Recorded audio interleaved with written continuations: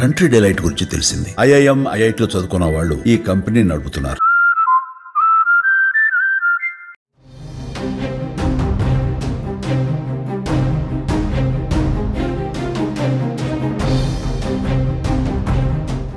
నిరుద్యోగులకు ఏపీలో కూటమి ప్రభుత్వం మరో గుడ్ న్యూస్ చెప్పింది.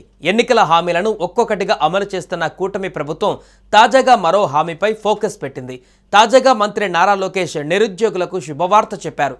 ఈ ఏడాది నుంచి నిరుద్యోగ భృతి పథకానికి అమలు చేస్తామని క్లారిటీ ఇచ్చారు.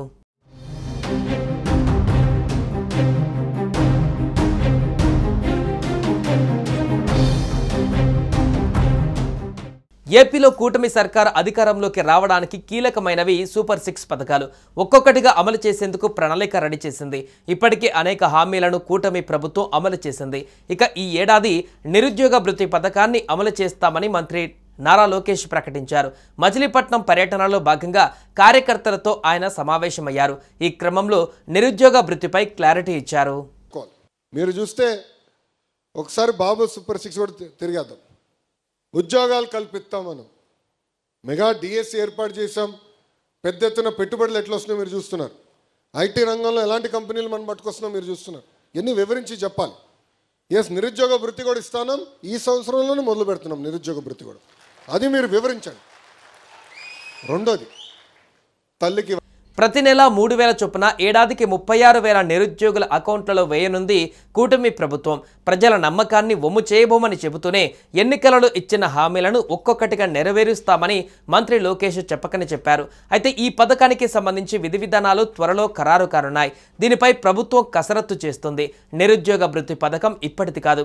2014-2019 మధ్యకాలంలో అప్పటి టీడీపీ ప్రభుత్వం నిరుద్యోగుల కోసం తీసుకువచ్చింది. అప్పట్లో కనీస విద్యార్హత డిగ్రీ లేదా డిప్లొమా ఉండాలని నిబంధన పెట్టింది. అంతేకాదు తెల్ల కార్డు ఉండాలని, యువకుల వయస్సు 22 నుంచి 35 ఏళ్ల మధ్య వయస్సు తప్పనిసరి చేసింది. కుటుంబంలో ఒక్కరికే ఇవ్వాలనే నిబంధన ఏమీ లేదని తెలిపింది.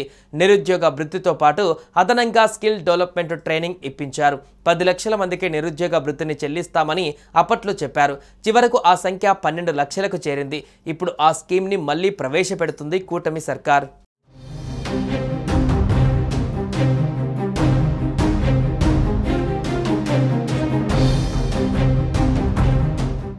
నిరుద్యోగ భృతి పథకం అమలుకు సంబంధించి ప్రత్యేక అధికారులతో కూడిన కమిటీని ప్రభుత్వం నియమించినట్లుగా తెలుస్తోంది. ఈ పథకాన్ని ఏడాది చివరికి పూర్తి స్థాయిలో అమలు చేస్తామని మంత్రి లోకేష్ హామీ ఇచ్చారు.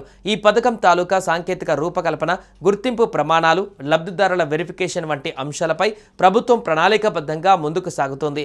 ఇక ఈ పథకానికి దరఖాస్తు ప్రక్రియ పూర్తిగా డిజిటల్ మార్గంలో జరుగుతుంది. దీనికోసం ప్రత్యేకంగా అభివృద్ధి చేయబడిన పోర్టల్ ద్వారా అప్లికేషన్ నింపాలి.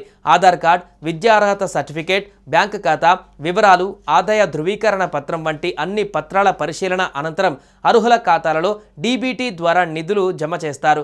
నెలకు 3,000 రూపాయల చొప్పున ఏడాదికి 36,000 రూపాయల నగదు జమ కానున్నాయి. అయితే దీనిపైన ప్రభుత్వం అధికారికంగా ప్రకటించాల్సి ఉంది.